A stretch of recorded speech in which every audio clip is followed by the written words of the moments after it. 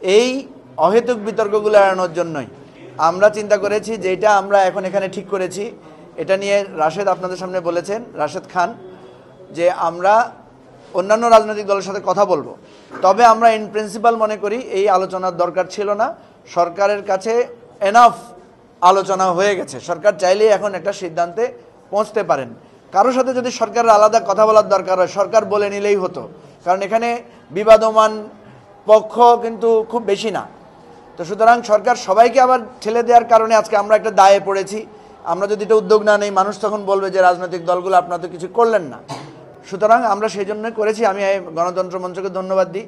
এখানে এনসিপি নেতৃবৃন্দ আসছেন, গণ অধিকার পরিষদের নেতৃবৃন্দ আসছেন খুবই স্বল্প নোটিসে, তো এটার জন্য আমরা ধন্যবাদ জানাই।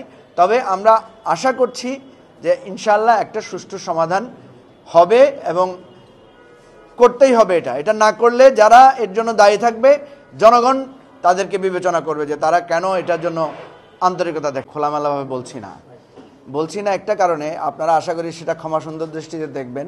কারণ আমরা দেখছি এক একটা রাজনৈতিক দল এক একটা ফর্মুলা প্রপোজ করে এবং সরকারের উপর চাপ সৃষ্টি করে, তখন আরেকটা দল বলে এরা তো এর কথা অনুসারে কাজ করেছে। আমরা যদি এখন একটা ফর্মুলা বলি তখন দেখা যাবে যে এটা একটা নতুন ঝামেলা তৈরি করবে, যে এটা তো দেখা যায় ওই 9 দলের কথা অনুসারে সরকার করেছে।